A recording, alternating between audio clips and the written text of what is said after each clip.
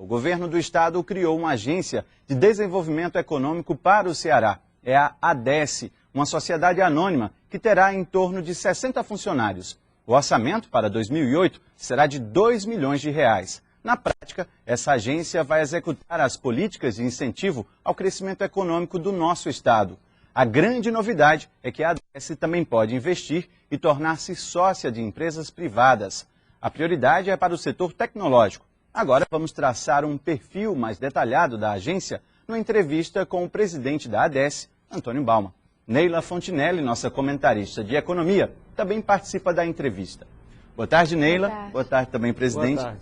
Presidente, a principal novidade, a principal diferença é exatamente essa, que a agência ela pode participar como sócia em empresas privadas.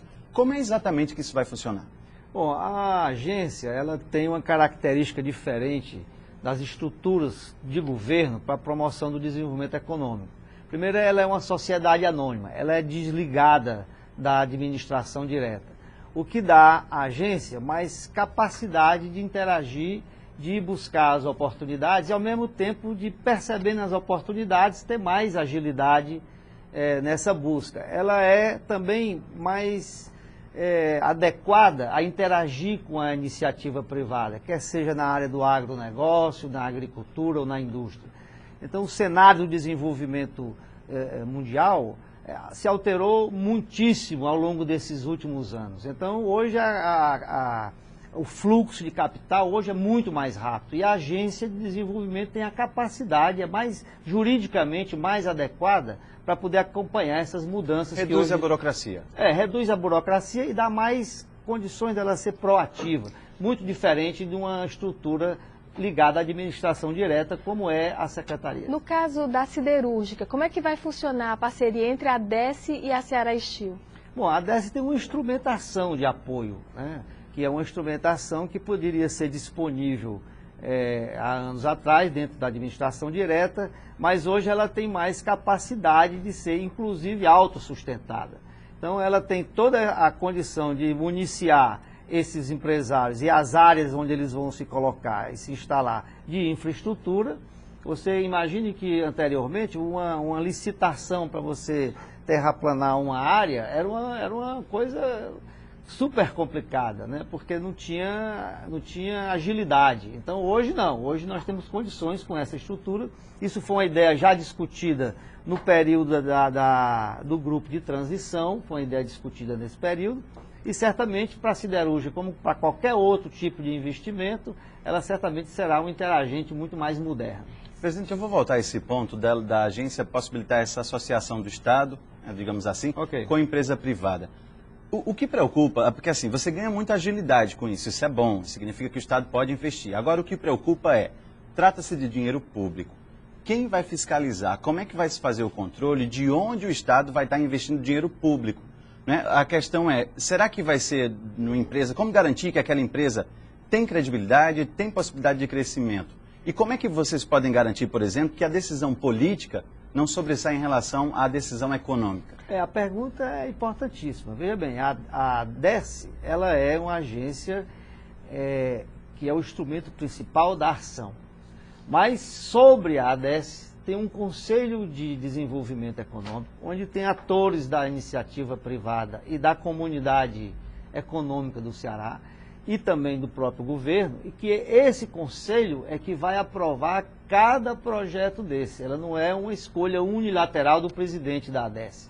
Ela tem linhas estratégicas que vão ser definidas, o conselho estabeleceu aquelas linhas estratégicas como prioritárias para o Estado, importantes para a promoção do seu desenvolvimento, e a forma como o governo vai participar, quer seja compondo a composição acionária do empreendimento, ou de uma outra forma, a ADESE, por exemplo, pode captar empréstimos via BNDES e veicular esses recursos para essas ações. Então, tudo será, nessas grandes linhas, decidido pelo Conselho. Eu queria só saber do senhor, na economia nós temos uma grande sensação de déjà vu. Nós temos os velhos problemas há pelo menos uns 20 anos, que é o que eu estou lembrando agora, mas os assuntos são os mesmos: guerra fiscal, ZPE, siderúrgica, refinaria. E eu queria saber do senhor o que a gente tem que fazer para avançar concretamente, porque a gente vê negociações intermináveis e, concretamente, os resultados ainda são muito pequenos em relação ao tempo investido. Certamente que as frustrações dos sonhos mais antigos, eles são as bandeiras principais que estão na mídia.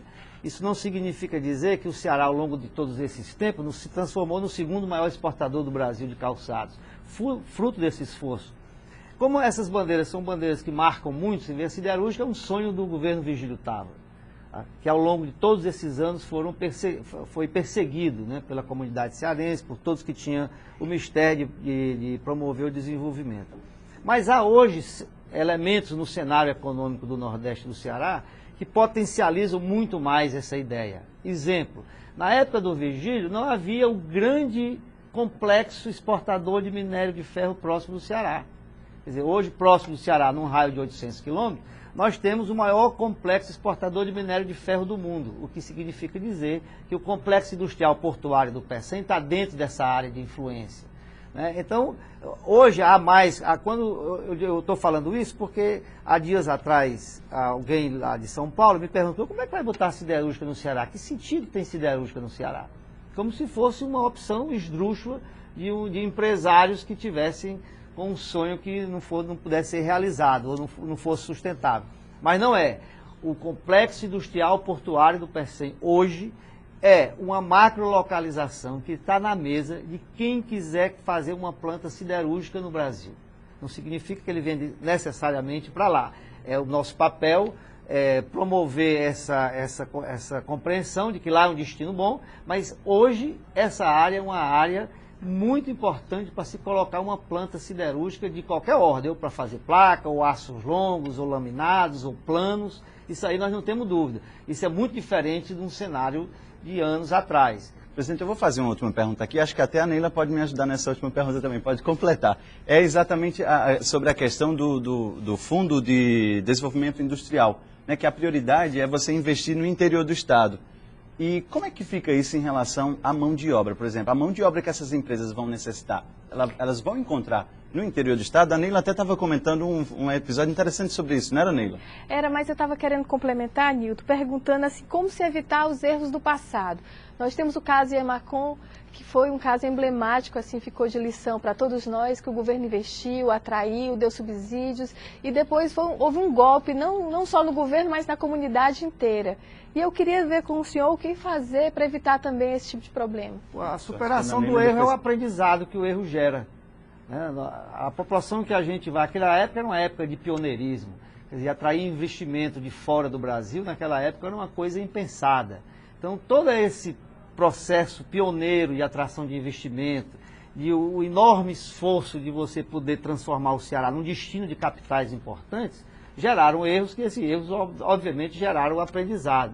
Hoje há cenários muito mais completos, mais experiências já vividas, né? Muito mais vivência nessa questão da atração do investimento, instrumentos mais adequados para você perceber potencial de investimento real. Então, hoje há uma prudência. Então, existe uma série de variáveis que se incorporaram ao longo desses anos, que dá muito mais experiência de você poder falar com completa segurança quando você se dirige para um empreendedor, para ele dirigir o seu investimento para o Ceará. E sobre a interiorização, rapidamente? E sobre a interiorização, obviamente a interiorização é um processo que o governador Cid Gomes determinou como sendo uma prioridade absoluta. Nós estamos hoje incorporando observações que foram feitas pelo CAEM, observações que foram feitas por outras entidades, junto com a secretária Silvana Parente, nós estamos exatamente consolidando isso para levar ao governador, exatamente para incorporar essas observações e evitar distorções na questão da distribuição espacial desse processo.